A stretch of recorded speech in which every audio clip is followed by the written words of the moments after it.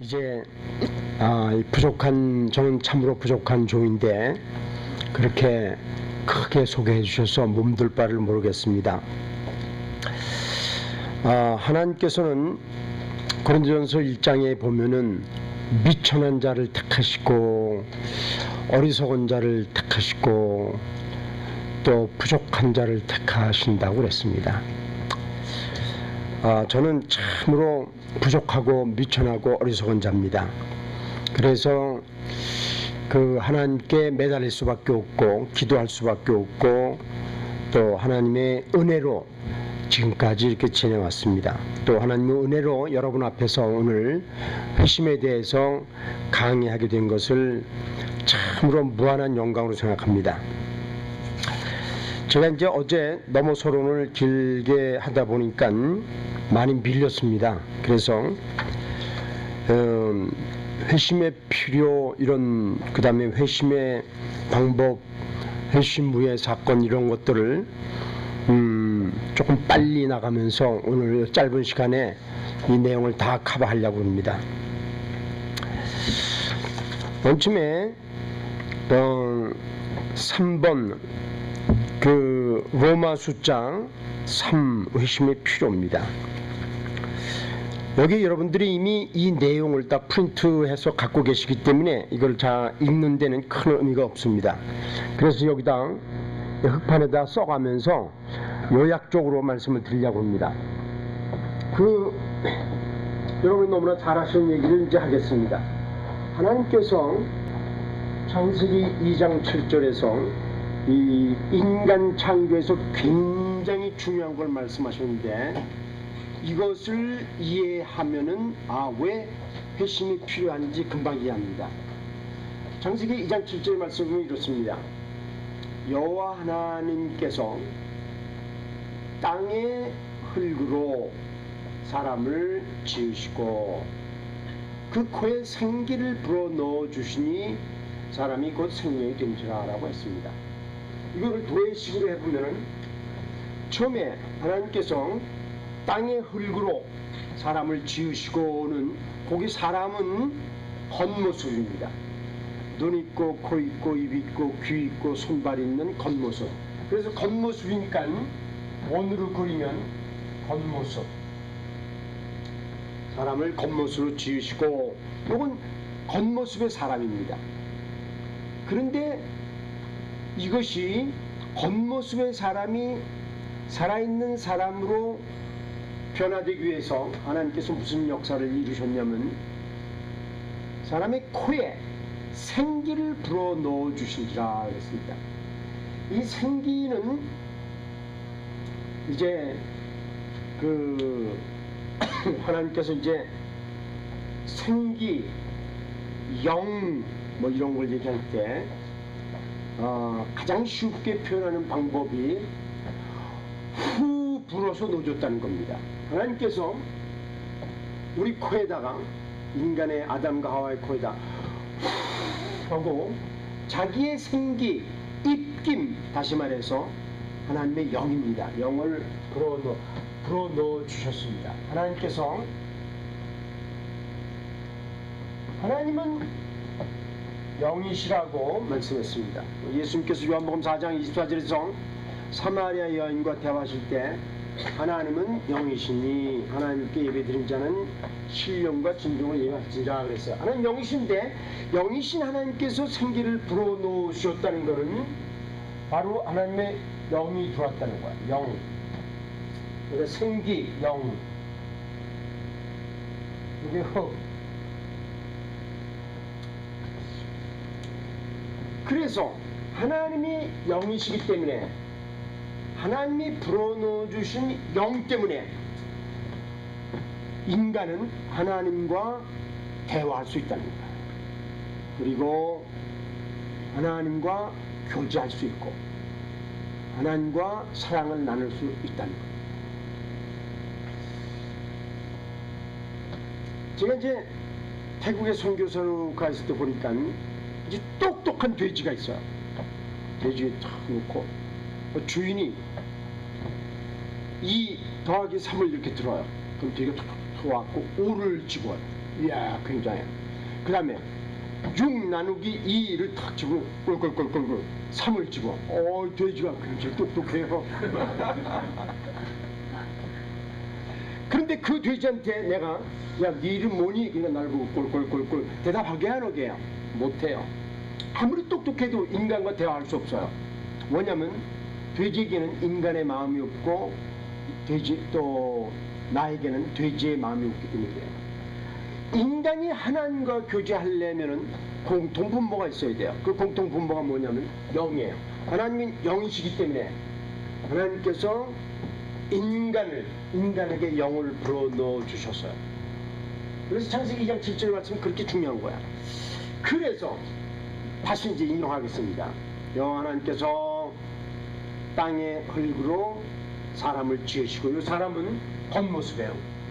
그 코에 생기를 불어넣어 주시니 생기를 불어넣으시니 영이 들어오니까 이 사람이 겉모습이 생명이 된지라. 그래서 생명, 사람이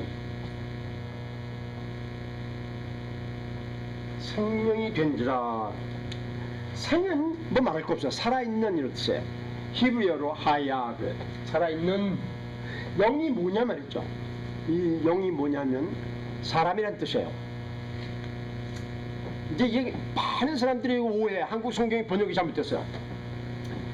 이 영이라는 말은 무슨 말이냐면 사람, 혼, 인격 이런 말. 왜 이런 해석이 나오냐면 히브리어의 구약 성경에서 영은 이 성령, 또 영어로 스피릿, 이 영은 루악이라는 단어를 써요. 루악.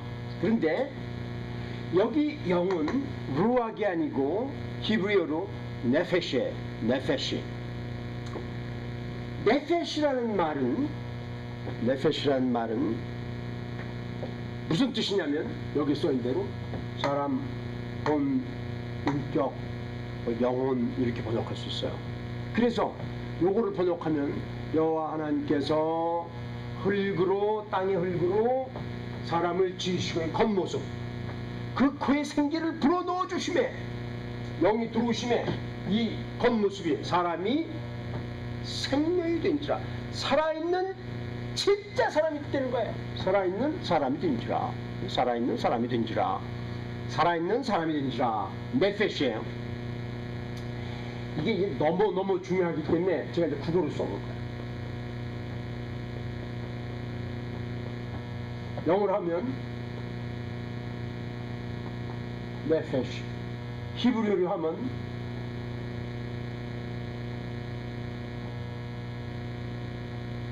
제가 이것까지 왜 쓰냐면 이게 너무나 중요하고 또 이게 너무나 확실한 사실 때문에 내가 히브리어까지 썼어요. 제가 히브리어를 제가 잘 알겠어요. 그런데 영은 아까도 말씀드렸지만 루악이에요. 루악. 이 네페시라는 말은 사람, 혼, 인격, 그러니까 살아있는 사람이었던 거예요. 이번에 사람은 겉모습의 사람이 아니고 이 육체와 하나님의 영이 있는 그 두 가지가 합쳐졌을 때 사람이 되는 거예요. 사람. 이제 온전한 살아있는 사람이 됐다는 거예요. 그래서 이 영으로 말면 사람이 됐어요. 인격이 있는 사람이 됐어요. 그런데 이 사람이 하나님과 대화하는 거야. 하나님께서 오냐? 하나님 사랑해요. 야, 나도 너 사랑해. 교제가 이루어지는 거야. 교제가 이루어지는데 여러분이 잘 아시는 대로 여기 이제 비극이 생기는 거야. 그게 이제 뭐냐면 창세기 2장 17절. 창세기 2장 17절에서 하나님 뭐라고 그러셨냐면 16절. 여기가 동산에 있는 모든 실과는 이물로 먹되. 17절. 동산 중앙에 있는 선악을 알게 하는 나무의 실과를 먹지 말라. 그것을 먹는 날은 정령 죽으리라 그랬어요. 그런데 먹었어요. 이건 다 하시는 얘기예요. 먹었어요. 먹고 나서 아담과 하와가 먹고 나서 죽었느냐? 안 죽었어. 안 죽고 이 성경 창세기 5장을 보면은 아담이 936년을 살았대요. 그리고 하나님이 거짓말 시켰냐 말이죠. 거짓말 안 해요. 죽었는데 그들이 아담과 하와가 이 실과를 따먹는 순간 그들은 죽었는데 살았고 살았는데 죽었어요. 그게 무슨 말이냐 말이죠. 그들 안에 주어진 영이 그들을 떠나갔다. 그들을 떠나갔어. 여기 이제 심각합니다. 영이 떠나갔어. 그래서 그 이후로 모든 인간은 이 세상에 태어날 때 영이 없이 태어난 거야. 영이 없이 태어났어. 그래서 어느 날 예수님을 찾아온 니고데모를 향해서, 니고데모는 여러분 잘 아세요.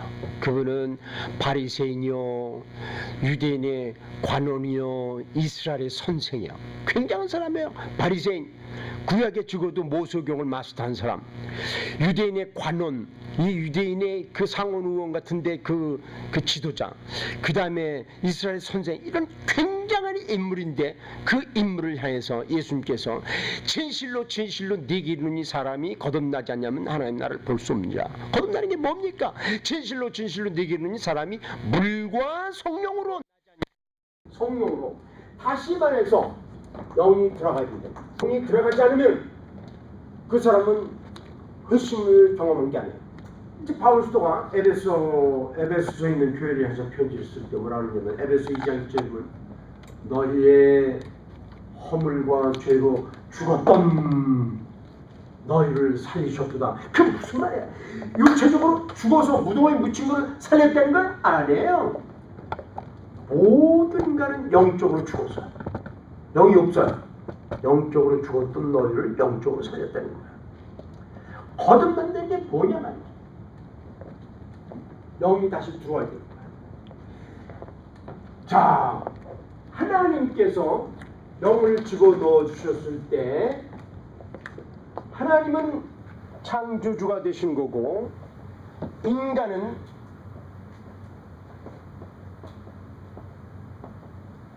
피조물이 된 거예요. 그런데 이 피조물을 하나님께서 뭐라고 하냐면 사람이라고 부르셨어요.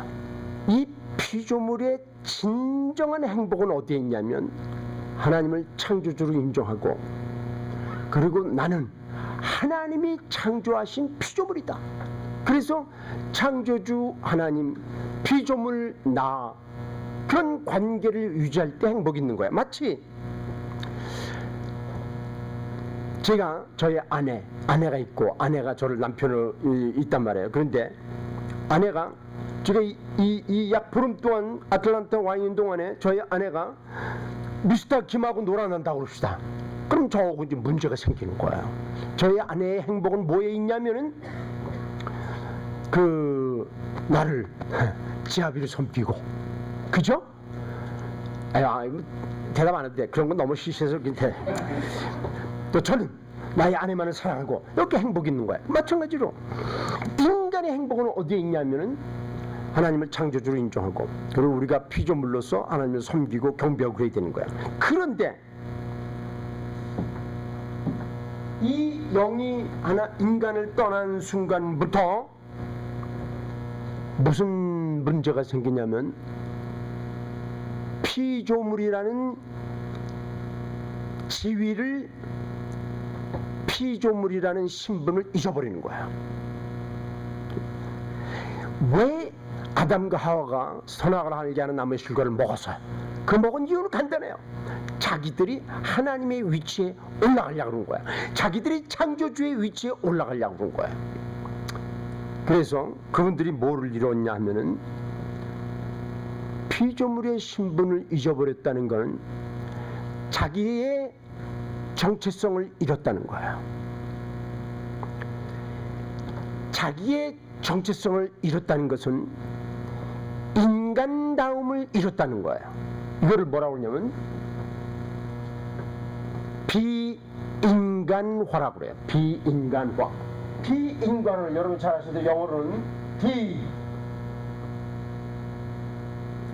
human, 이걸 동사화해서 동사 명사해서 dehumanization. 그때부터 아담과 하와가 하나님의 위치를 넘보고 피조물의 입장을 벗어나려고 그랬을 때 그들은 인간다움을 잊어버리고 비인간화의 과정으로 들어가는 거예요. 비인간. 여러분 이제 이 세계를 보세요. 여러분들이 신문을 보세요. 텔레비를 보세요. 얼마나 인간들이 인간답지 않은 삶을 살고 있습니까? 왜 그러냐? 그들 안에 하나님이 창조하신 영이 없기 때문에 그런 거예요. 영이 없어갖고 어떤 때는 외롭고 어떤 때는 슬프고 어떤 때는 미흡고 어떤 때는 욕심 생기고 어떤 때는 싸우고 별남자, 어떤 때는 죽이고 그런단 말이에요. 어떤 때는 강간하고. 이게 전부 the process of dehumanization이에요. 비인간화의 과정에 들어가는 거예요. 그러니까 이런 말이 있어요. 사람이면 사람이냐? 사람다워야 사람이지. 그 사람다운 사람이 뭐예요? 사람다운 사람은 하나님이 본래 사람으로 만드셨어요. 영이 있는, 그래서 인격이 있는 하나님이 근본적으로 창조하신 사람이 사람다운 사람이에요. 그 하나님이 창조하신 사람의 신분에서 벗어나오면 그다음에 비인간화의 과정에 들어가는 거예요. 그래서 비인간의 과정에 들어간 인간들은 첫째, 하나님으로부터 분리해. 하나님으로부터 분리. 그래서 아담과 하와가 죄를 졌을 때 막 도망갔어요. 숲으로 도망가서 탁 숨었어요. 분리해. 하나님과의 분리. 그래서 많은 사람들이 어떻게 사냐면 하나님 어디 있어? 내 주문 믿고 살지. 그런단 말이에요. 또 많은 사람들이 두 번째, 다른 사람과의 분리해. 이 영이 없는 사람들은 근본적으로 다른 사람을 왜 사귀냐면 나에게 유익이 되기 때문에 사귀는 거야. 나에게 유익이 안 되면 가차없이 잘라. 다른 사람과의 그 관계에서 친구도 나에게 유익이 되면 사귀고 그렇지 않으면 안 사귀고, 다른 사람도 나에게 유익이 되면 내가 사귀고 그렇지 않으면 안 사귀고. 다른 사람들은 나의 이익을 위한 하나의 그 사람이 되는 거야. 세 번째, 뭐하고 분리가 되냐면 자연하고 분리가 되는 거야. 야, 이 자연은 말이죠. 이제 이 인간들이, 타락한 인간들이, 다시 말해서 영이 없는 인간들이, 하나님을 떠난 인간들이 이 자연을 얼마나 착취했는지 몰라요. 그래서 그 착취의 결과로 자연이 다시 인간에게 갚아주는 거야.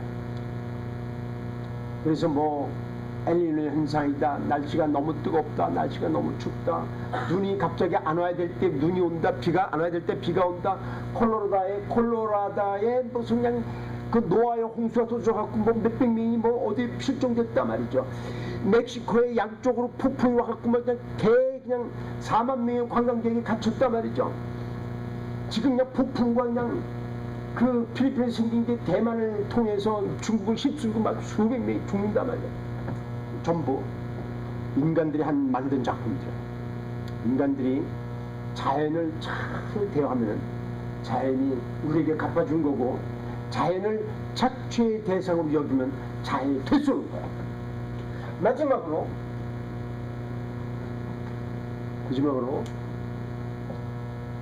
자기 자신과의 분리에, 내가 누군지 모르는 거예요. 내가 왜 사는지 모르는 거예요. 그리고 이 영적으로 이렇게 죽은 사람들. 그래서 이제 다윗이 시편 51편에서 뭐냐면 내 모친이 죄악 중에 나를 잉태하였으며 그래서 모친도 죄가 있다. 이 세상에 아담과 하와의 후손 죄가 없는 사람은 없죠. 그런데 영이 없이 태어났단 말이에요. 그래서 이제 바울서가 로마서 5장 12절에서 뭐라 그러냐면 그러므로 한 사람으로 말미암아 한 사람은 아담이야. 한 사람으로 말미암아 죄가 세상에 들어오고 죄로 말미암아 사망이 왔나니 이와 같이 모든 사람이 죄를 범하였으며 사망이 모든 사람에게 임하니라. 사망이 모든 사람에게 임하였다는 건 영적으로 우리가 죽어 있다는 거야. 그리고 영적으로 죽어 있는 사람은 반드시 육신적인 죽음을 향해서 가는 거야. 가는 거예요. 이거 어느 날 죽어요. 육신적으로 죽어요. 육신적으로 죽는 게 뭐냐? 우리 안에 있는 우리 인격이 우리 육신을 떠나는 거야. 그 다음에 어느 날 다시 우리가 하나님의 심판대 앞에서 심판을 받고 성경에 의하면 지옥에 간다고 했어요. 제 얘기 아니에요. 그래서 예를 들면 요한계시록 21장 8절에 보면 그러나 이 그러나는 뭐냐면 1절서부터 7절까지 천국의 아름다운 장면을 그린 다음에 그러나 이렇게 아름답지만 그러나 믿지 아니하는 자들과 두려워하는 자들과 우상 숭배하는 자들과 술수를 품는 자들과 간음하는 자들과 또 도역질하는 자들과 살인자들과 거짓말을 하는 자마다 불과 유황으로 타는 못에 참여하리니 이것이 곧 돌지사만이라고 했어요. 그 무슨 말이에요? 우리 인간은요, 이 인생을 어떻게 살았냐에 대해서 하나님에게 보고할 날이 반드시 있습니다. 보고하는 거예요. 그래서 성경에서 이거를 직고한다고 했고 또 성경에서 이것을 우리의 행위대로 심판받는다고 그랬어요. 그래서 인간은 영이 없이 이 세상 살아가는 인간은 이 세상에 살면서 진정한 인생의 목적을 모르고 허우적거리며 살고 돈이 전부인 양, 술이 전부인 양, 섹스가 전부인 양, 권력이 전부인 양 살아가다가 인생 종을 치면 그 다음에 영원한 심판대 앞으로 가는 거야. 이게 회심의 필요를 얘기하는 거야. 자, 이제 이렇게 빨리 넘어갑니다. 그 다음에 이제 그 로마 숫자 4번으로 가서 회심의 경험입니다. 회심을 어떻게 경험하느냐 말이죠. 회심의 경험을 위해서 예수 그리스도께서 십자가에서 피 흘리고 죽으셨다 부활하셨어요. 그건 왜냐하면 우리 죄값을 대신해서 예수님이 치르시는 거예요. 죽으셨어. 그래서 바울스토는 에베소 1장 7절에서 그의 피 안에서 우리가 구속 곧 죄사함을 받았느라 라고 말하고 있고 예수님이 십자가 죽으셨다는 거예요. 또 베드로서도는 그다음 이제 베드로서도가 베드로전서 1장 18절 19절에서 너희의 조상의 유전한 망령된 행실에서 이건 아담과 하와가 유전해준 망령된 행실에서 너희들이 구속을 받은 것은 은이나 금같이 썩어질 것으로 된 것이 아니요 오직 어린 양 같은 그리스도의 보배로움 필요한 것이니라. 그러니까 예수님이 십자가에서 피 흘리고 죽으셨어. 이 여러분이 다 들으신 얘기예요. 그 다음에 우리 죄가 용서됐다는 걸 증명하기 위해서 3일 만에 다시 살아나셨어요. 그런데 예수님이 이렇게 십자가에 죽으시고 부활하신 것은 모든 인류를 위해서 죽으셨어요.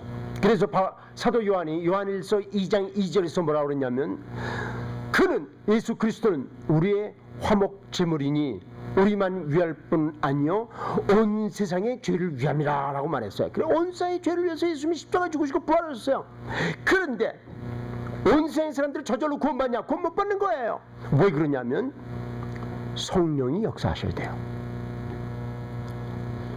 성령이 임재하시지 않고는 어떤 사람도 자기들의 하나님 앞에 죄인인 걸 깨달을 수 없고 성령이 임재하시지 않고는 예수 그리스도께서 자기의 죄를 나의 죄를 위해서 죽으셨다가 나를 의롭다 하시기 위해서 부활하셨다는 것을 깨달을 수 없어요. 그 강력한 예로서 예수님 십자가에 죽으셨다 부활하셨어요. 부활하셔갖고 40일 동안 이 세상에 계셨어요. 부활하신 몸을 가지고 40일 동안 제자들을 만나시고 사람들에게 보여주셨는데 그 40일 동안 구원받은 사람 한 사람도 없어요. 왜냐하면 아직 성령이 오시지 않았기 때문에. 예수님께서 요한복음 16장에서 놀라운 말씀하셨어요. 성령이 오시면, 그가 오면, 그는 성령이에요. 그가 오면 죄에 대하여, 의에 대하여, 심판에 대하여 내가 책망하리니. 그래서 책망한다는 말, 굉장한 얘기예요. 성령이 우리를 책망해요. 죄에 대해서 책망하는 거예요. 죄에 대해서 죄에 대해서 책망하면 우리가 예수님을 알지 못하며 죄에 대해서 책망하고, 두 번째는 의에 대해서 책망하고. 그건 무슨 말이냐면, 우리들이 아무리 종교성이 있고, 우리들이 아무리 선행을 했고, 우리들이 아무리 노력했고, 우리들이 아무리 정성을 기울였다 손치더라도 그것은 전부 걸레 조각과 같다는 거예요. 그걸 보여주는 거야. 그래서 이사야 선지자가 이사야서 64장 6절에서 너희의 노력은, 너희의 의는 그 걸레 조각과 같다고 그랬어요. 우리 의로 절대로 천국할 수 없다는 걸 성령이 보여주시는 거예요. 세 번째, 심판에 대해서 책망한다라는 건 뭐냐면, 우리들이 모두 심판받는다는 거야. 그런데 거기서 책망한다는 동사는 이제 이 헬라어로 엘렌코인데, 엘렌코는 이걸 번역을 할 수가 없어요, 한국말로. 그래서 책망하다로 번역됐지만, 이 엘렌코를 더 헬라어의 의미를 보면, 첫째는 우리의 죄를 드러낸다, 이런 뜻이고, 두 번째는 드러낸 죄에 대해서 되게 아파한다, 세 번째는 그 아파할 뿐만 아니라 그걸 고치는 방법을 제시한다, 그리고 네 번째는 그 길을 알려주신다, 이런 뜻이에요. 그래서 예수님께서 요한복음 16장 8절에서 그가 오면 죄에 대하여, 의에 대하여, 심판에 대해서 너희를 책망하리니, 놀라운 거야. 성령이 역사 있어야만 구원을 받는 거야. 성령의 역사로 우리가 뭐를 깨닫냐, 이제 이거를 깨닫는 거야. 여기다 이제 빨리 써가면서 말씀을 드리려고 그래.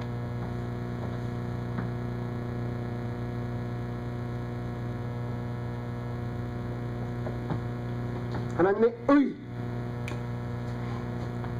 의라는 말은 무슨 말이냐면, 죄를 한 번도 생각한 적 없고, 한 번도 느낀 적이 없고, 한 번도 경험한 적이 없고, 응하고 태어나면서부터 죽을 때까지 완전한 상태를 의라고 그래요. 그래서 의라는 말은 하나님에게만 쓰는 거예요. 그래서 하나님의 의, 그래요. 우리가 이제 로마서 3장에 보면 뭐라고 그랬냐면, 바울 사도가 의는 없나니 하나도 없도다 그랬어요. 의는 없어요. 하나님 다 보시면 우리의 생각을 아시고, 우리의 느낌을 아시고, 우리의 말을 아시고, 우리의 행동을 아신단 말이에요. 의는 없어요. 그런데 회심이라는 게 죄송합니다. 회심이라는 게 뭐냐 말이죠. 하나님의 의가 나의 의가 되는 거예요. 그래서 오늘 아까 우리 정 박사님 기도하시면서 우리를 어렵다 해주신 걸 고맙다, 우리 이제 그런 기도를 하셨는데, 놀라운 기도예요. 그래서 이제 하나님의 의가 어떻게 나의 의가 되는지 조금 간단히 말씀드리면서 그 회심의 경험을 대신하려고 해요. 하나님 속성을 얘기할 때 절대적 속성, 상대적 속성, 도덕적 속성, 그런 말이 있어요. 되게 어려운 말이에요. 그럼 이제 신학자들은 말이죠, 쉬운 걸 어려운 말로 써. 그럼 그거를 억지로 배워가지고 쉽게 푸는 사람들이 목사님들이에요. 그래서 목사님들이 위대해. 신학자들은 시건방졌어요. 아니, 여기 있는 신학자들 말고 나. 그래서 지금 어려운 말 쓰는 거예요. 절대적 속성, 아무도 건드릴 수 없는 속성, 성품이라는 얘기예요. 상대적 속성, 이거는 상대에 따라서 다르다는 얘기예요. 도덕적 속성은 뭐를 말하냐면, 하나님은 거룩하시고 또 하나님은 사랑이시다라는 게 도덕적 성품이에요. 도덕적 속성이에요. 그런데 이 도덕적 속성, 거룩과 사랑 중에서 어떤 게 더 중요하냐 그럴 때, 많은 한국 교회가 뭐라고 그러냐면 사랑이 더 중요하다 그래요. 하나님은 사랑이시다 말이죠. 그래서 교회마다 예배를 드릴 때 복음송가를 부른단 말이에요. 당신은 사랑받기 위해 태어났다 뭐 다 그러고 말이죠. 그리고 사랑으로 점철되어 있는 복음송가 되게 많아요. 이거는요 엄청난 함정이 포함된 거야. 엄청난 함정이 포함된 거야. 이 복음송가라고 다 좋은 거 아니에요? 뭐냐면 하나님의 도덕적 속성 중에서 사랑보다 더 중요한 게 거룩이에요. 거룩. 이제 그거를 이제 말씀드리려고 그런 거야. 왜 거룩이 사랑보다 더 중요하냐면요, 거룩은 하나님의 기준을 가르쳐 주는 거야. 기준. 하나님의 기준이 다 있어요. 물론 우리들이 알기 쉽게 하나님의 기준이 뭐냐 그럴 때 하나님이 모세를 통해서 주신 율법이 기준이에요. 율법이 바로 하나님의 기준이에요. 그런데 우리 인간은 그 하나님이 설정하신 기준에 도달할 수 있는 사람이 없어요. 도달할 수 없어요, 아무도. 예를 들면 원수를 사랑하라. 그거는요 인간적으로 불가능한 거야.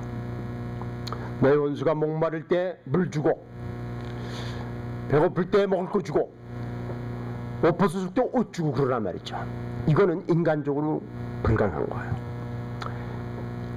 그래 모든 인간은 하나님의 기준에 의하면 그 기준에 도착하지 못해요. 도달하지 못해요. 애를 쓰지만 어떤 사람은 불교를 통해서 이 기준에 도달하려고 하고, 어떤 사람은 유교를 통해서, 어떤 사람은 머슬림을 통해서, 어떤 사람은 기독교를 통해서, 어떤 사람은 천주교를 통해서 아무도 이 기준에 도달할 수 없어요. 그래서 우리들이 죄인이 되는 거야. 죄라는 거는 하나님의 기준에 도달하지 못하다라는 게 죄의 정의예요. 이제 헬라어로 죄가 할마시아인데, 할마티아는 무슨 뜻이냐면 표적에 이르지 못한다. 표적에 이를 수 없어요, 아무도. 표적에 이른 분은 하나님밖에 없어요. 하나님이 표적이고 하나님의 밖에는 표적에 이를 수 없어요. 그래서 우리들이 다 죄인이라는 걸 발견하는 거예요. 이 기준 때문에. 이게 거룩이에요. 그런데 사랑이란 뭐냐 말이죠. 헬라어로 신약의 사랑이란 아가페예요. 아가페의 뜻이 뭐냐면 자격이 없는 사람을 사랑하는 게 아가페예요. 자격이 있는 사람을 사랑하는 거예요. 예를 들면 제가 내 아내를 사랑한다. 그게 무슨 아가페야. 그게 아가페 아니에요. 제가 젊었을 때 이쁜 여자하고 데이트를 했단 말이에요. 사랑하네 뭐 어쩌네 말이에요. 이거 아가페가 아니에요. 이쁘기 때문에. 제가 제자를 사랑한단 말이에요. 왜 사랑하냐? 제자이기 때문에. 전부 조건이에요. 그런데 아가페라는 건 무슨 말이냐면 자격이 없어. 그냥 두드려 맞아만 마땅한 친구야. 그런데 사랑하는 거예요. 그래 아가페를 어떻게 깨닫냐? 자격이 없는 자를 사랑한다. 자격이 없다는 걸 뭐로 발견하냐면 거룩으로 발견하는 거야. 그래 거룩이 하나님의 도덕적인 속성의 제1 속성입니다. 그리고 이 제1 속성에서 파송된 속성이 뭐냐면 사랑입니다. 이건 하나님의 사랑을 강조한 나머지 하나님의 거룩이 강조가 안 되면 그 개인은 깨지는 거야. 그 교회는 깨지는 거야. 깨지게 돼 있어요. 우리 미국에 있는 많은 한인 교회들이 생겼다 깨졌다 생겼다 깨졌다 없어졌다 그런 이유 중에 하나는 뭐냐면 거룩이 전해지지 않고 사랑만 전해져서 그런 거야. 실제로 성경 전체에서 하나님은 사랑이다라는 말은 몇 번 나온 줄 아세요? 딱 두 번. 딱 두 번밖에 없어요. 딱 두 번. 요한일서 4장 8절에서 요한일서 4장 16절에서 하나님은 사랑이시라. 하나님은 사랑이시라. 거룩하다는 말 되게 많이 나와요. 그런데 이제 레위기 11장 44절 45절에 보면 하나님께서 뭐라 하냐면 하나님이 가라사대 내가 거룩하니 너희도 거룩할지어다. 그러셨어요. 레위기 19장 2절에 보면 내가 거룩하니 너희도 거룩할지어다. 레위기 20장에 가면 내가 거룩하니 너희도 거룩할지어다. 이스라엘 백성들이 죄를 져갖고 다른 나라의 종으로 다 팔려갔어. 내가 내 거룩한 이름을 아끼노라. 하나님 말이 다 나라가 망하고 그냥 성소가 다 깨졌는데 하나님께서 말하죠. 내가 내 거룩한 이름을 아끼노라. 그래서 내가 이 남은 자를 내가 돌려보내겠다. 그러니까 하나님 거룩하신 분이에요. 거룩이라는 건 기준을 얘기하는 거야.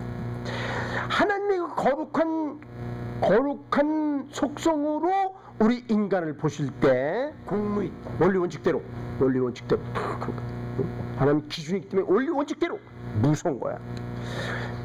원리 원칙대로 보니까 죄가 드러나는 거야. 죄. 예, 무서운 거야. 하나님께서 너 마음속으로 이런 거 생각했지? 죄가 드러나. 그 다음에 이 죄에 대해서 하나님이 뭐를 하시냐면 진노하세요. 진노.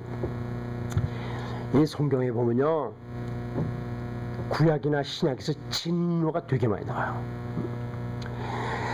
진노를 하나님의 거룩한 속성을 깊이 깨닫지 못하면 이 진노의 중요성을 이해하지 못하는 거야.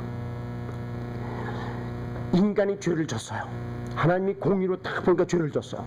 그 죄에 대해서 하나님께서 꽉 대하는 마음이 뭐냐면 진노예요. 진노. 무서운 거예요. 진노. 그래서 이제 로마서 1장 18절에 보면 하나님의 진노가 이렇게 시작해요. 로마서 보면 1장 18절부터 본론이에요. 본론이 시작하자마자 1장 1절부터 1장 17절까지는 서론이에요. 본론에 들어가자마자 하나님의 진노가 이렇게 시작하는 거야. 불의로 진리를 막는 사람들의 모든 경건치 않음과 불의에 대하여 하늘로 조차 나타나나니 그러므로 저희가 핑계치 못할지니라 그랬어요. 이 진노가 표출이 될 때 그걸 뭐라고 하냐면 심판이라고 해요. 심판. 진노가 행동으로 옮겨지는 걸 심판이라고 합니다. 심판의 결과 사망이에요. 사망. 이것이 인간의 모습이에요. 거룩하신 하나님이 보시는 인간의 모습이에요. 그런데 아까도 말씀드렸지만 하나님의 도덕적인 속성 두 가지가 있다고 했어요. 거룩과 사랑인데 거룩에서 파송된 속성이 있어요. 그게 바로 사랑이에요. 그래서 이제 여기다가 이제 보이지 않는 점점 해갖고 이렇게 파송. 하나님의 사랑으로 인간을 보세요. 이 사람은 아가페예요. 아가페라는 건 자격 없는 사람을 향해서 쏟아붓는 사랑이에요. 자격이 하나님의 아가페 사랑을, 그 사랑을 받을 수 있는 자격이 딱 하나 있어요. 그건 뭐냐면 자격이 없어야 돼. 그것이 자격이에요. 내가 자격이 조금이라도 있으면 그 사람은 아웃이에요. 아웃이에요. 절대로 자격이 요만큼이라도 있다고 생각하는 사람은 구원받을 수 없어요. 아웃이야. 그런데 하나님의 사랑을 받을 수 있는 자격은 딱 하나. 나는 자격이 없습니다. 이게 자격이에요. 그러니까 하나님이 그 사랑으로 자격 없는 사람들을 보실 때 뭐를 어떻게 보시면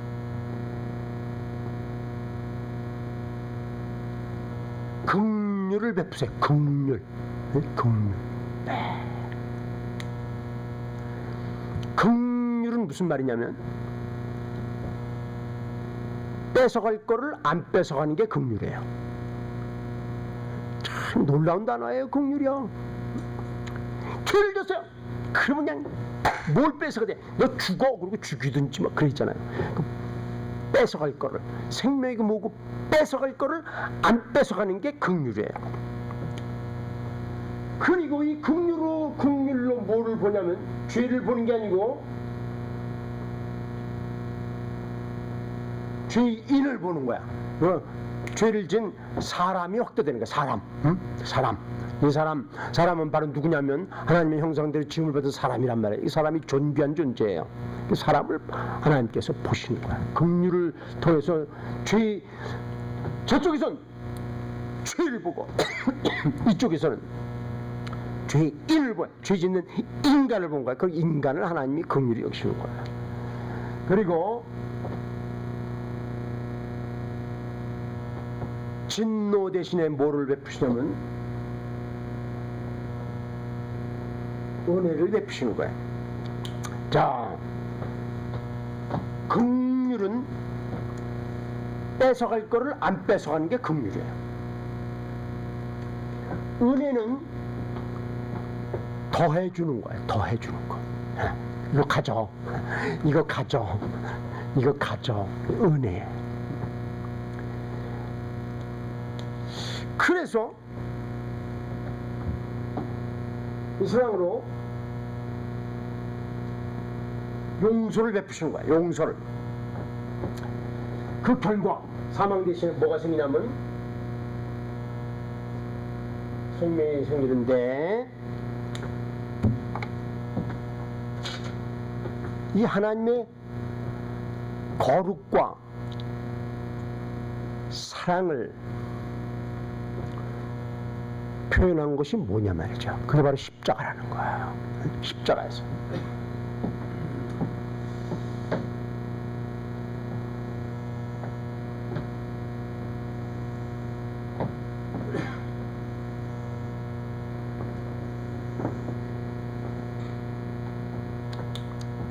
예수님이 십자가에 죽으실 때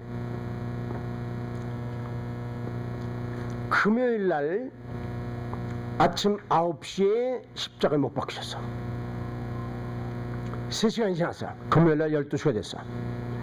그때 해가 빛을 잃었다고 그랬어. 깜깜해졌어. 왜 그러냐면 그 순간 하나님께서, 거룩하신 하나님께서 그 아들 예수 그리스도를 심판하신 거야. 하나님과 예수 그리스도는, 하나님 아버지와 그 아들 예수 그리스도는 교제가 영원 전부터 있었고 영원 후까지 있어요. 끊어진 적이 없어요. 그런데 이 교제가 얼마 동안 끊었냐면 3시간 동안 끊어지는 거야. 심판하는 거야. 거룩이 드러나는 거야. 그리고 3시간이 지났어요. 금요일 날 오후 3시가 됐어요. 그때 예수님 뭐라고 하셨어요? 엘리 엘리 라막 사박다니 하시니, 이를 번역한즉 나의 하나님 나의 하나님 어찌하여 나를 버리셨나이까? 그 이유는 예수님이 아세요. 죄 때문에, 인간의 죄 때문에. 그리고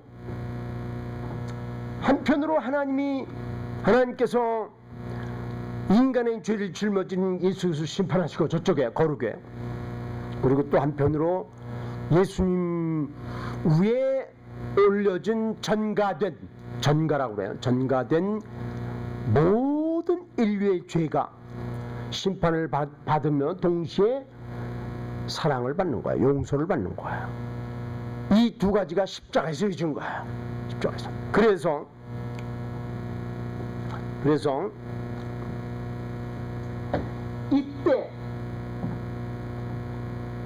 이때 내가 두 가지를 구사하면, 두 가지가 뭐냐면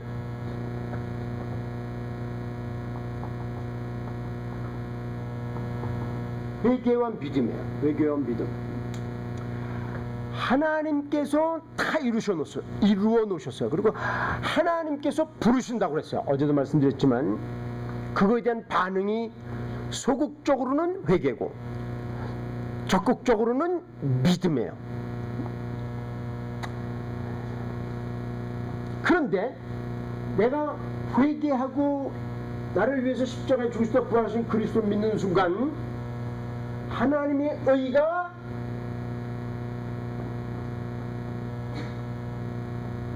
나의 의가 되는 거예요. 야, 그게 무슨, 하나님께서 나를 어떻게 보시냐면 하나님께서 의로우신 것처럼 나도 똑같이 의롭다고 보시는 거야. 어떤 인간도 하나님처럼 의롭지 않으면 하나님이 계신 천국에 갈 수 없어요. 불가능한 거야. 거기에는 죄가 없는 곳이에요. 그런데 재판관이신 하나님께서 예수 그리스도의 십자가를 통해서 나를 보시는 거야. 내가 그 회개와 믿음을 구사했으면 나를 어떻게 보시냐면 의롭다고 보시는 거야. 굉장한 거야. 이거는 하나님께서, 재판관이신 하나님께서 법적으로 선언하시는 거야. 실제로 내가 의로워진 거 아니에요. 나는 의롭다 하심을 받은 다음에도 또 죄를 져요. 네? 그런데 하나님께서 나를 의롭다고 보시는 거야.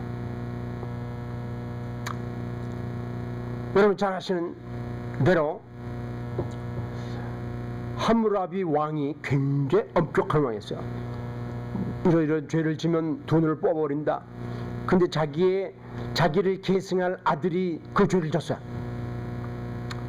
그래서 이제 왕이, 야, 눈을 뽑아라.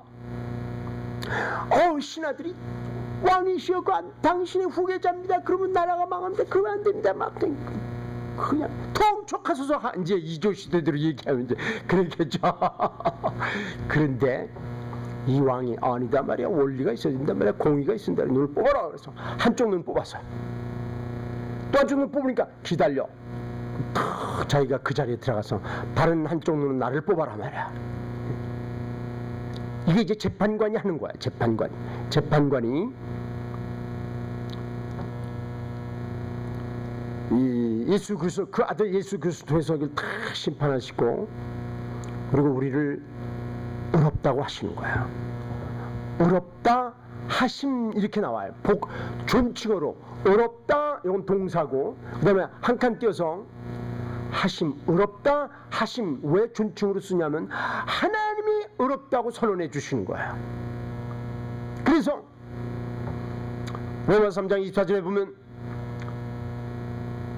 예수 그리스도의 구속으로 말미암아 하나님의 은혜로 값없이 의롭다 하심을 얻은 자 되었느니라. 그래서 로마서 5장 9절에 보면 그의 피로 말미암아 의롭다 하심을 얻었은즉,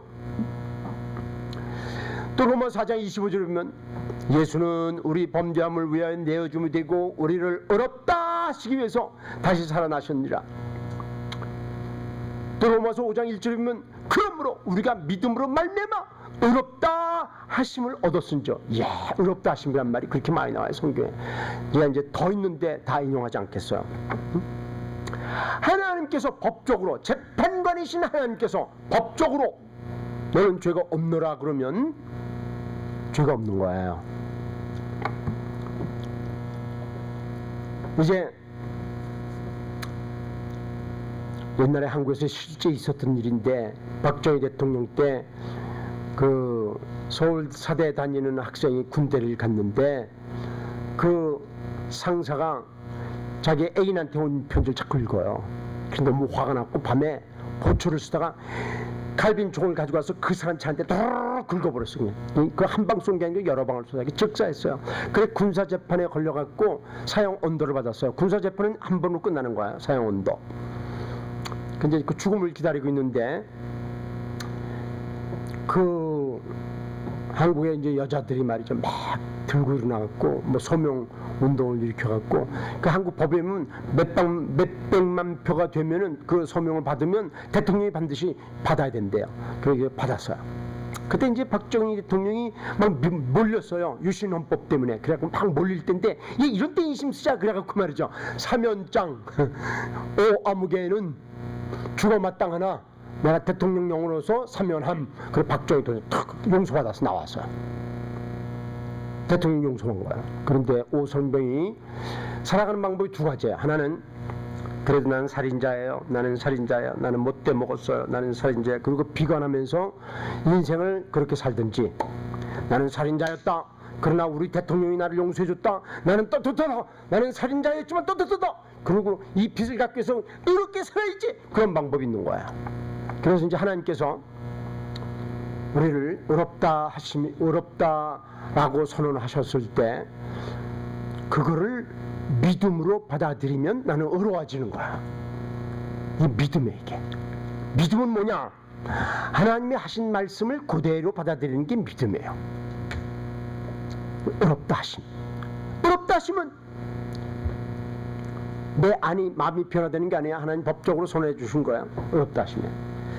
이렇게 의롭다 하실 때에 무슨 역사가 일어나냐면 이렇게 의롭다고 하실 때 이때 이거 밑으로 써야 되는데 이제 더 안 보이니까 하나는 전가란 말이 있어요. 이게 어려운 말이에요. 영어로는 imputed. 그 다음에 이쪽으로 와서는 부여라는 말이 있어요. 부여, 준다. 영어로는 imparted. 요걸 이제 하려고 그러니까 이걸 써야지. 이때에 하나님이 의롭다고 하시는 순간 우리에게 성령이 들어오시는 거야. 성령이 들어오시는 걸 갖다 뭐라 하냐면 중생이라고 해요. 중생, 거듭남, 중생. 그럼 회심은 이 모든 걸 다 커버하는 거예요. 중생은 성령이 내 안에 들어오시는 것만 얘기하는 거고, 그래 하나님께서 법적으로 너는 의롭다라고 선언하시는 순간 하나님 보시고 그렇게 깨끗해지는 순간 성령께서 우리 안에 들어오셔요. 우리 안에 들어오셔서 우리의 내적 삶을 변화시키고, 내적인 삶이 변화함으로 말미암아 외적인 삶이 변화되는 거야. 놀라운 거야. 기독교는요, 외적으로 선행을 하는 게 아니고 내적으로 변화돼서 그 원동력으로 변화된 삶을 사는 게 이게 그리스도인의 삶이에요.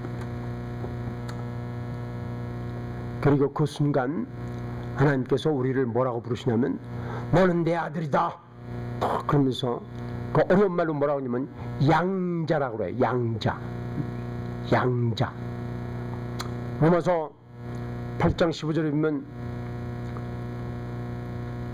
하나님께서 너희에게 두려워하는 영을 주지 아니하시고 양자의 영을 주셨으므로 아버지라 부르시니라. 우리 성령이 들어오셨는데 그 양자의 영이래. 그래서 우리가 하나님을 아버지라 부르니라. 아빠라고 부르는 거야.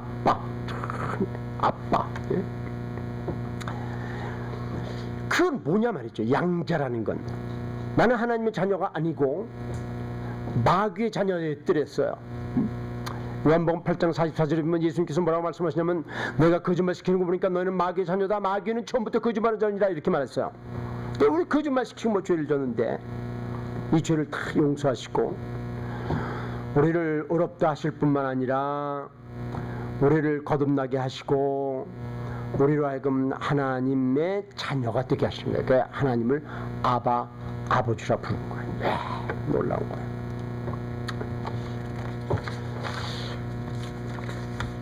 그 다음에 이제 회심의 결과, 좀 빨리 나가는 거야 지금.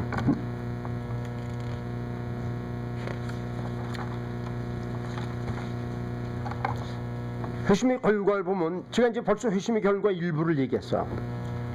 첫 번째, 칭의 혹은 의인, 의롭다 인정받는다. 의인화, 의로운 사람이 되어간다. 그런단 말이에요. 그 다음에 이제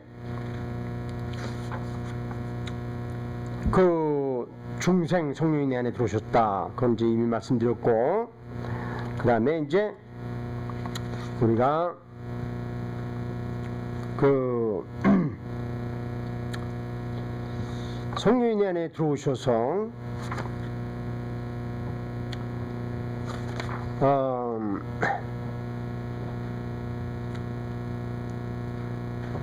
성령이 내 안에 들어오셔서 우리의 삶을 거룩하게 하게 하시고 또 사랑의 삶을 살게 하시고 또 전도의 삶을 하게 하신 거야. 그건 무슨 말이냐?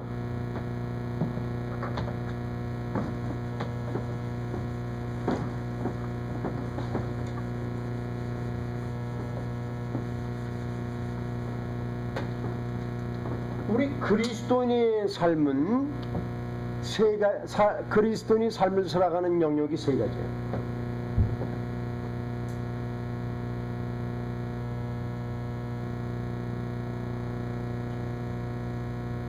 그리스도인은 처음에 개인의 삶이 있어. 개인의 삶. 내가 예수를 믿고 거듭났다 그러면, 거듭나고 의롭다 하심 받고 하나님의 자녀가 됐다 그러면, 나는 의롭다 하심 받은 사람으로, 거듭난 사람으로, 하나님의 자녀가 된 사람으로 거기에 걸맞는 삶을 살아야 돼요. 걸맞는 삶을. 그래서 이제 여러분 이런 이해화를 아실 거예요. 프랑스의 나폴레온 황제가 있었는데, 어느 날 밤에 쉬는 때 이렇게 보니까 저쪽에서 군인들이 막 떠들고 웃고 막 그래요.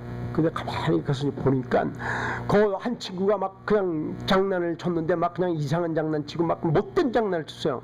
그 사람 이름이 나폴레온이에요. 그래서 나폴레온 황제가 턱 나타나서 너 이리 와. 너 네 이름에 걸맞게 나폴레온답게 살든지 아니면 이름을 바꿔, 아니면 넌 죽어. 그랬어요. 그런 것처럼 우리들이 하나님의 자녀가 됐단 말이죠. 그리고 거듭났다, 의롭다 하심 받았다 그러면 거기에 걸맞게 살아야 돼요. 그래서 이제 사도행전 11장 26절에 보면, 그때 비로소 저희가 그리스도인이라 불림을 받았더라 그랬어요. 그리스도인인 게 뭐예요? 그리스도인. 그리스도인이라는 거는 크라이스트, 그리스도, in me, 내 안에 계신 그리스도예요. 그래서 우리는 우리 안에 그리스도가 있단 말이죠. 그래서 우리를 뭐라 하냐면 그리스도인이라 그래요. 크리스천이라 그래요. 크리스천. 굉장한 거예요. 그 이름 자체가. 그 크리스천이면 크라이스트 인 미에, 그래서 그리스도의 모습을 드러내며 살아야 돼요. 그러니까 개인의 책임이에요. 개인이 어떻게 하냐? 거룩하게 살아야 돼요. 거룩하게 살아야 되고, 그 다음에 거듭난 사람은, 하나님의 자녀가 된 사람은 의롭다 하심, 이제 의롭다 하심 받았다, 거듭났다, 그 다음에 하나님의 자녀가 됐다는 게 전부 같은 표현인데, 어떤 측면에, 어떤 앵글에서, 각도에서 봤냐에 따른 거예요. 법적인 걸 얘기할 때는 의롭다 하심 받았다. 경험적으로 성령이 안에 들어오신 걸 강조할 때는 중생, 하나님의 관계가 회복됐다, 자녀가 됐다 그럴 때는 양자, 이렇게 쓰는데, 개인이 아무리 거룩해도 그 사람은 다른 사람이 필요한 거야. 다른 그리스도인들이 필요한 거야. 다른 그리스도인. 이게 뭐냐면 교제.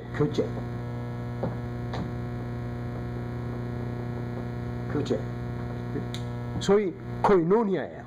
교제인데, 이 교제는 어디서 이루어지냐면 교회를 중심으로 이루어지는 거야. 교회를 중심으로, 또 교회 내에 있는 소그룹에서 삶을 나누고 교제하고 그러는 거야. 그 다음에 필연적으로 우리는 세상에서 또 세상을 나가야 돼요. 필연적으로 우리 세상을 떠나서 살 수 없어요. 세상에 가서 우리는 그리스도인다운 삶을 보여주고, 그리고 입을 열어서 그들이 우리 안에 있는 소망에 관한 이유를 묻는 자들에게 온유와 두려움으로 대답할 것을 항상 준비하라고 베드로전서 3장 15절에서 말하고 있어요. 그래서 삶을 보여주고 말로 증거하고 이런 걸 하는 거야. 우리가 하나님 자녀가 됐다. 이거는 하나님 자녀가 됐다는 거는 하나님의 자녀로서 갖는 모든 특권을 얘기하는 거야. 그 특권은 여러분들이 여기에 나와 있는 페이지를 쭉 읽어보시기 바랍니다. 자, 그 다음에 로마 숫자 6번. 그 속도 잘 나가고서 지금 이리 잘하면 이거 다 끝나겠어 오늘. 회심과 책임이에요. 로만 넘버 6, 로마 숫자 6번 회심과 책임인데,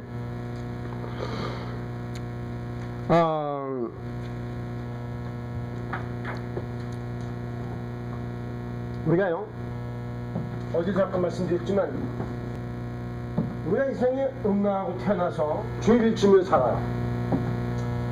그러다가 하나님이 부르시고, 거기서 조금 반응하고, 하나님 부르시고, 또 조금 반응하고, 하나님 부르시고, 반응하고, 그러다가 어느 순간에 와서 우리가 이제 뭐를 깨닫냐면, 내가 죄인이고 예수님이 나를 위해서 십자가에 죽으셨다는 깨닫는.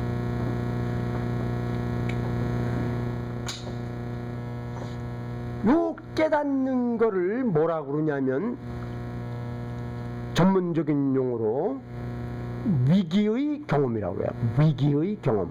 영어로는 crisis experience라고 해요. 그 한순간 탁 위기를 경험해갖고 주님을 만나는 거예요. 그런데 요 위기의 순간이 올 때까지 과정이 있어서 과정이. 예를 들면 어제도 잠깐 말씀드렸지만, 책을 읽는다든지 인생이 공허한다든지 병이 든다든지 신앙이 좋은 사람을 만났다든지 하여튼 과정이 있어요. 그래서 어느 날 위기가 탁 와서 뒤집어졌단 말이죠. 요 위기의 순간을 갖는 거는 너무나 중요한 거예요.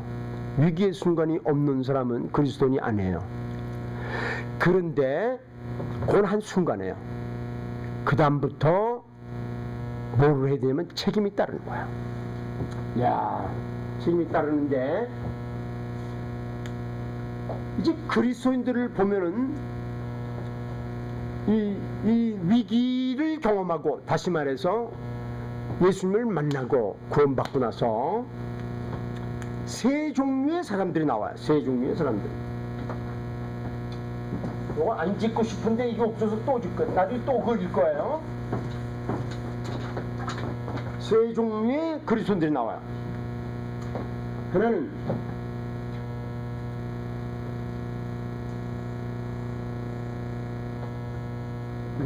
이런 그리스도인, 문제가 많아. 기뻐요. 나는 기뻐요. 또 떠날 때 하나씩 떨어져. 난 너무 미워. 그래 또 회개가 올라왔다 내려왔다. 이게 업앤다운이 큰 사람들, 업앤다운이 많아요. 업앤다운이. 그 다음에 또 어떤 사람이 있냐면, 처음에는 잘 나가요.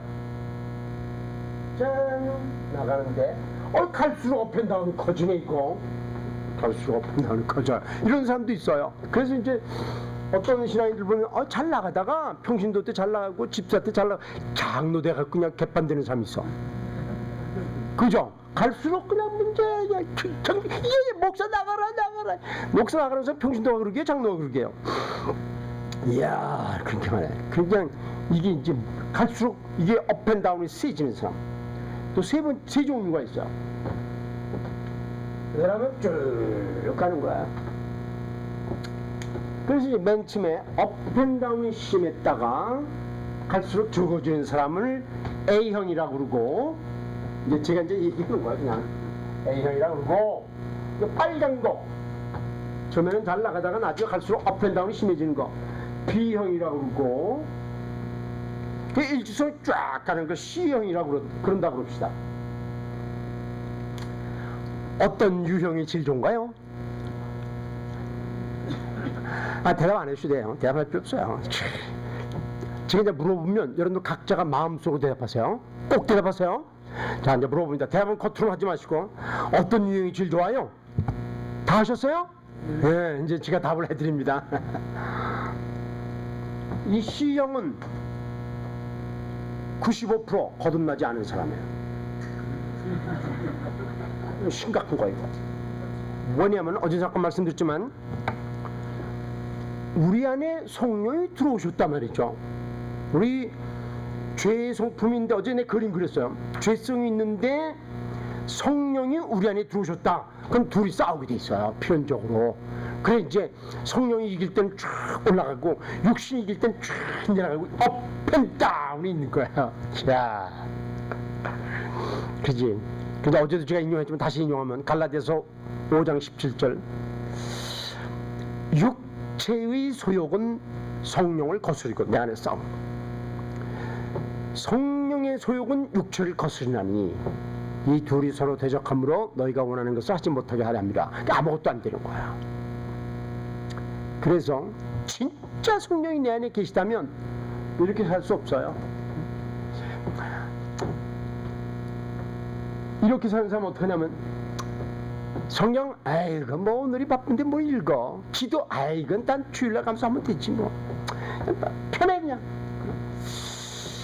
오늘은 주일은 바쁘니까 교회 한번 빠지지 뭐. 갈 때 조금도 없어. 교회를 갔는데 목사님이 전도하라 그래. 그러면 자기는 말이 하나도 안 하면서 누구 보고 말하라 그래. 갈 데 없어 조금만. 또 교회 가면 쟤 헌금줘라 그래. 헌금은 그냥 웃긴데 교회가 말이야 돈 건데요. 문제가 없어. 갈등이 없어. 야 이런 사람은 되게 어려워. 전도하기도 어려워요. 제가 이제 한국에서 이제 열린 교회를 개척을 했는데요.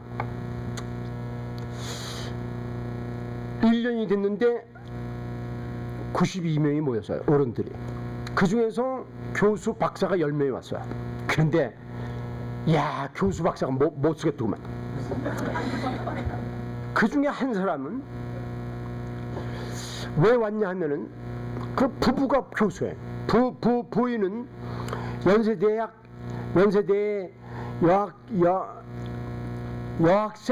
여학생 처장이에요. 아, 근데 말이 잘.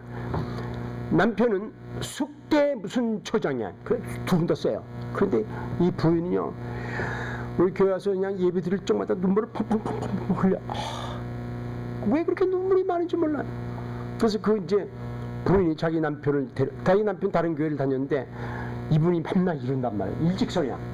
그래서 부인이 이제 꼬셔갖고 데려왔어 우리 교회를. 그런데 부인은 옆에서 막 우는데 이 사람은 그냥 울지도 않고 웃지도 않고 이야 내가 그냥 1년을 기도했어. 이제 그러냐 복음도 전하고 설교도 하고. 그런데 그래도 그래. 이야 항복했어 내가. 이야 그러니까 야 그 사람은 교수 안 됐으면 참 구원이야 받았을 걸. 참 안타까웠어.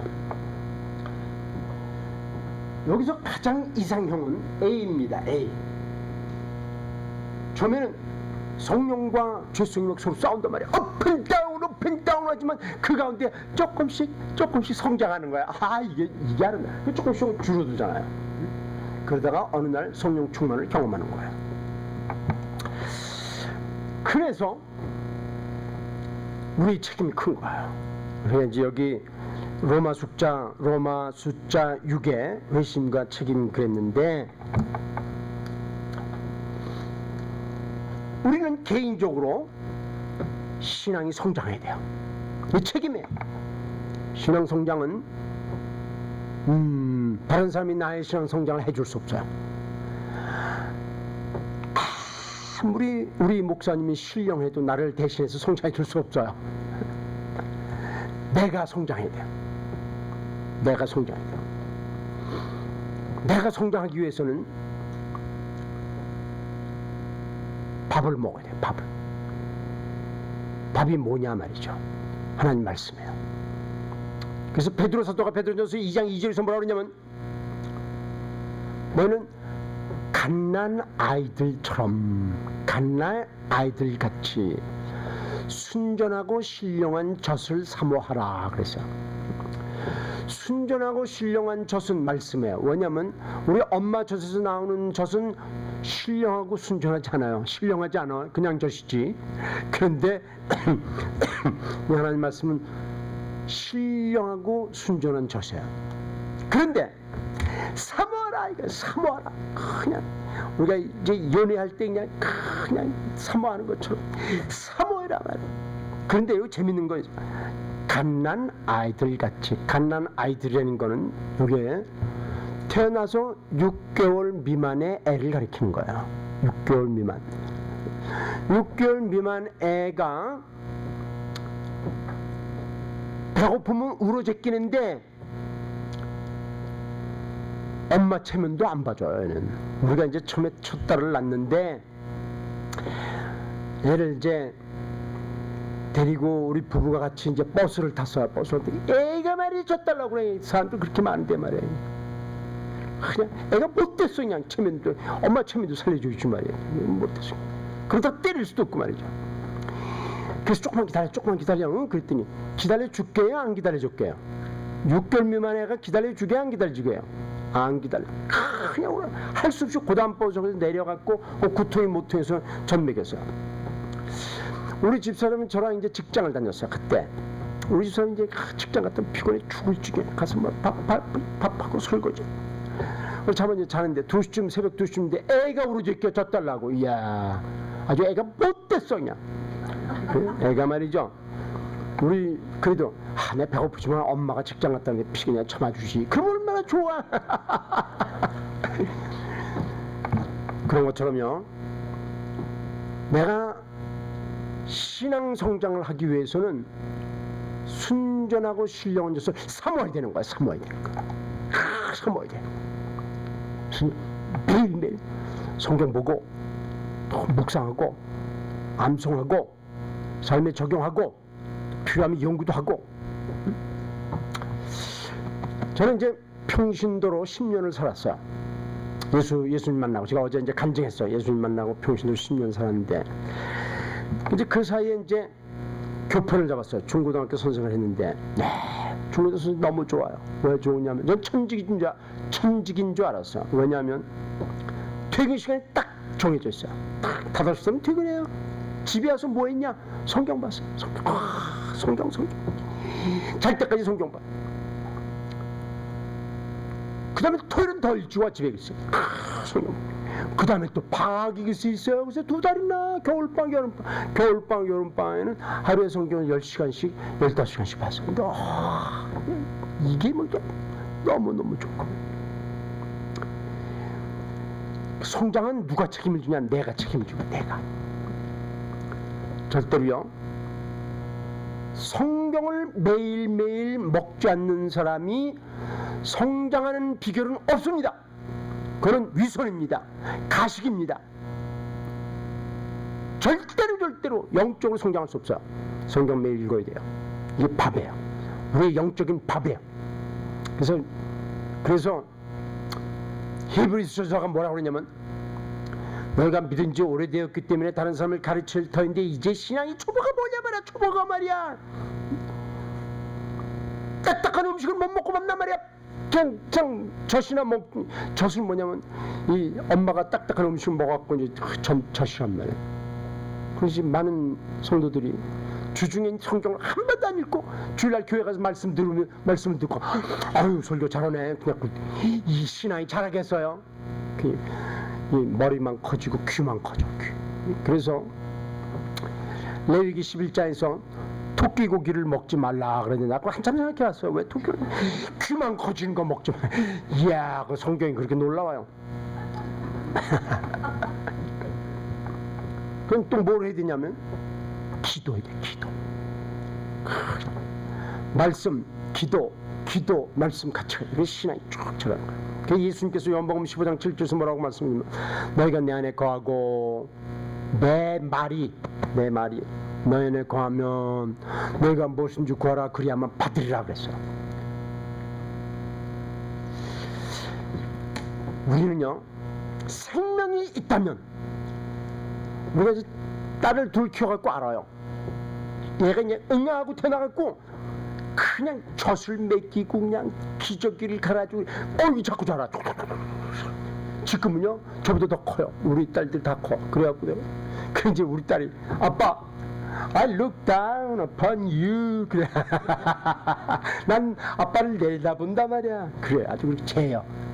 그래서 내가 뭐라 하냐면, 야, 누가 잘 먹여서 너도 큰 줄 알아? 그런데 생명이 있으면 커지는 거야. 우리가 진짜 영적인 생명이 있으면 영적으로 자라야 돼요. 자라는 건 성경과 기도를 통해서. 그래, 두 번째 책임은 뭐냐면 교회예요. 이건 제가 사실은 계획은 고린도전서 12장 그 12절 13절을 좀 깊이 풀려고 그랬는데 오늘 풀 시간이 없어요. 그래서 그냥 넘어가는데, 우리는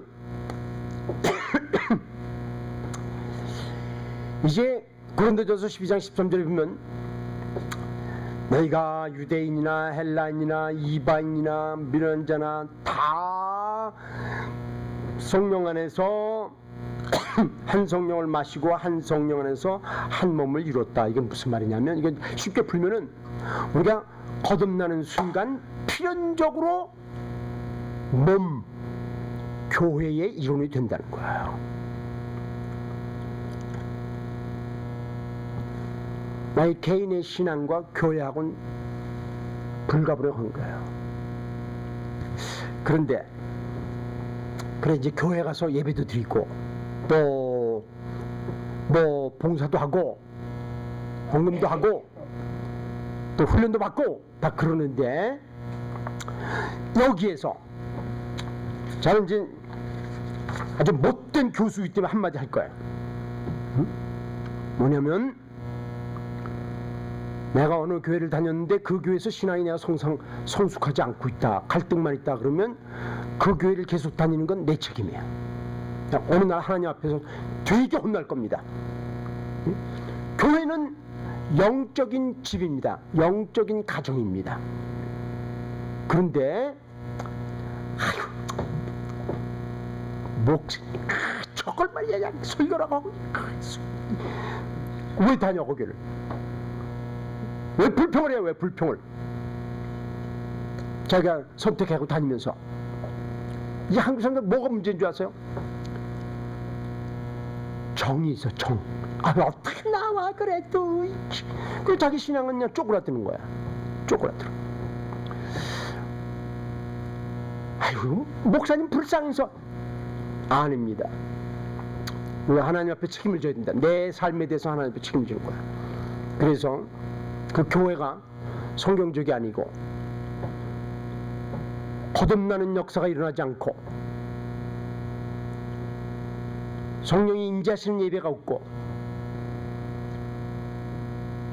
올바른 훈련이 없고 선교 지향적이 아니라면 여러분이 여러분의 신앙에서 하나님 앞에 책임을 져야 돼요. 그래서 여러분들이 올바른 교회를 선택해야 돼요. 그리고 교회에 가서 예배도 드리고 교제도 하고 삶을 나누고 눈물과 기쁨도 나누고 또 훈련도 받고, 그러면서 신앙 쫙 그냥 개인의 신앙, 개인 기도하고 성경 다 교회 개인 같이 맞아가야 신앙 쫙. 그 다음에 우리 책임이 세 번째, 사회에 대한 책임이 있어요. 사회. 우리 믿지 않는 사회에 대해서 책임이 있어요. 믿지 않는 사회가 우리 주변에 있는 이웃이 배고플 때 밥 줘야 될 책임이 있어요. 그 사람들은 외로울 때 위로해 줘야 될 책임이 있어요. 그러나 무엇보다도 그들에게 예수 그리스도의 사랑을 전해야 될 책임이 있는 거예요. 자, 이제 결론을 내립니다. 이제 시간이 결론 내릴 시간이 됐어요. 그래서 탁 넘어왔어요. 그러니까 이걸 다 띄워야 되잖아요. 오늘 보면요, 우리가 속해 있는 사회가 너무 타락해서, 자, 한국 사회 보면 굉장합니다. 여기 그래도 좀 나은 것 같아요. 한국 사회 가면요, 막 그냥 아저씨 그리고 다른 애들, 여자 8살 먹은 애를 잡아다가 성폭행하고 죽였다. 야, 어떻게 그래? 그럼 어떤 사람들은 납치해갖고 이 장기를 적출해갖고 팔아. 지금 한국에서 그런 일이 나고 있어. 예? 무서운 거야 지금 그냥. 사람이면 사람이냐, 사람다운 사람이 사람이지, 그죠? 그래서 하나님이 누구를 창조했냐? 사람을 창조하셨어요. 그런데 그 영이 떠나가면서 사람다운 사람이 아니고 비인간화의 과정에 들어가는 모습이 다 사회를 보니까 우리가 뭐 해야 되냐? 전도해서 그들을 회심시켜야 돼요. 두 번째, 교회를 보니까 그래요. 야, 교회가요, 교회의 가장 우선적인 사명이 뭔지 아세요? 영혼을 구원하는 일이에요. 복음을 전해서 구원하는 일이에요. 구원받는 사람들을 양육하고, 양육받는 사람을 제자 훈련시키고, 제자 훈련시킨 사람들을 지도자로 만들고, 지도자가 또 다른 사람들 또 똑같은 일을 하고. 그런데 난 미국에 있는 한인교회는 잘 몰라요. 한국에 있는 한인교회들은 지금 말을 못하겠어요. 많은 영적 지도자들이 돈 장난하고 있어요. 돈 장난. 섹스 장난하고 있고, 권력 장난하고 있고. 교회 복음에 대해서 관심이 없어요. 교회의 영적인 상태를 봐서도 우리들이 회심의 메시지를 전해야 돼요. 제가 이제 그 이랜드가 있어요. 우리나라에 이랜드, 박성수 사장이 운영하는 이랜드가 있는데, 그 이랜드에서는 매년 신입 사원을 한 200명 내지 300명을 뽑아요. 뽑은 다음에 그 사람들을 몽땅 데리고 설악산에 있는 켄싱턴 호텔에 데려가요. 잘 매이고 잘 재우고 그래요. 그리고 강사를 추천해서 복음을 전하게 뒤지고 나요. 이제 거기 몇 번 제가 갔었어요. 강사로 이제 복음을 전하는데, 한 번은 거기서 이제 집회 끝나고 내가 그 다음날 서울에 뭐 또 뭐가 있어요. 그래서 이제 그날 집회 끝나고 비행기 타고 올 계획이었는데 바람이 불고 뭐 그래서 비행기가 취소가 됐어요. 그런데 처음부터 그랬어요. 난 여기 와야 된다. 그래서 그분들이 알아요. 그래서 이제 할 수 없이 그 이랜드에서 김 대리에게 나를 서울로 모셔라 그러고 지시를 했어요. 김 대리가 신앙이 되게 좋아요. 그럼 대리야. 그 회사 들어간 지 벌써 5년인가 됐어요. 김 대리하고 나하고 이제 차를 타고 이제 서울까지 오는 거예요. 속초에서. 그래서 재밌는 얘기를 했어요. 이 얘기가 상당히 친해졌어요. 근데 이 청년이 뭐라고 하냐면, 목사님, 저에게 소원이 하나 있습니다. 그래요. 그래서 소원이 뭐냐고 그랬더니, 어떻게 하면 우리 교회를 문제를 일으키지 않고 떠나는가, 이게 소원이래. 왜 그러냐 그랬더니, 자기 교회는 한 250명 모이는 장로교인데 청년이 부족해서 자기 청년하네요. 청년을 그냥 교회에서 막 써먹는데 주일학교 성가대 완전히 번아웃 됐다는 거야. 고갈됐다는 거야. 주진 않고 가져만 간다는 거야. 설교 하나만 갖고 안 된다는 거야. 자기는 훈련이 필요하고 공부가 필요하다는 거야. 그래서 어떻게 할 거냐. 그래서 제가 계획을 다 마련했습니다. 계획이 뭐냐 그랬더니, 내년 3월 달에 결혼을 하는데, 그때가 이제 겨울이었어요. 집을 부러 교회에서 멀리 얻을 거예요. 부러.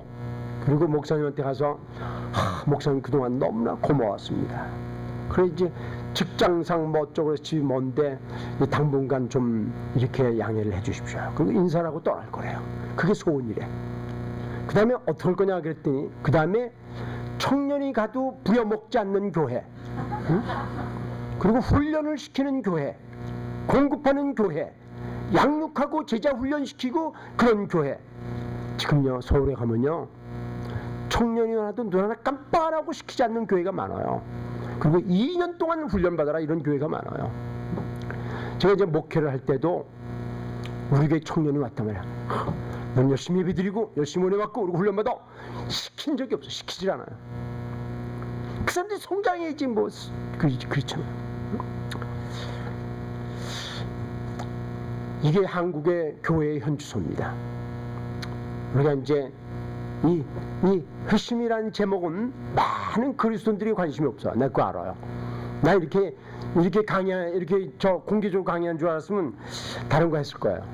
사람들이 좋아하는 거 뭐 성령 충만이라든지 무슨 그런 거 했을 텐데 그 잘 모르고 내가 이거 정했어요. 그런데 하여튼 그래도 지금이야말로 복음을 옳게 전해서 사람들을 회심시켜서 변화시키고 훈련시키고 지도자를 만들 때입니다. 여러분들이 그런 일을 담당하는데 일익을 담당하시길 바랍니다. 우리 한번 기도하시겠습니다. 사랑하시는 주님, 어제와 오늘 이 존귀한 분들과 더불어 이 부족한 종이 이 기독교의 회심에 대해서 나누었습니다. 오 주님, 제가 전하는 가운데 혹시 잘못한 거 있으면 모두 용서해 주시고, 또 제가 전한 말씀 가운데 진리가 있다면 그 진리의 말씀이 이분들 마음속에 깊이 각인될 수 있게 축복하여 주시옵소서. 이분들의 삶에, 이분들의 사역에 조금이라도 보탬이 되는 그런 강의가 되었기를 바라옵고, 또 이분들을 주님의 손에 의탁하오니 주님께서 한 걸음 한 걸음 인도하시면서 하나님 나라의 확장을 위해서 귀하게 사용하여 주시옵소서. 이 모든 말씀을 예수님의 이름으로 기도하옵나이다. 아멘. 고맙습니다.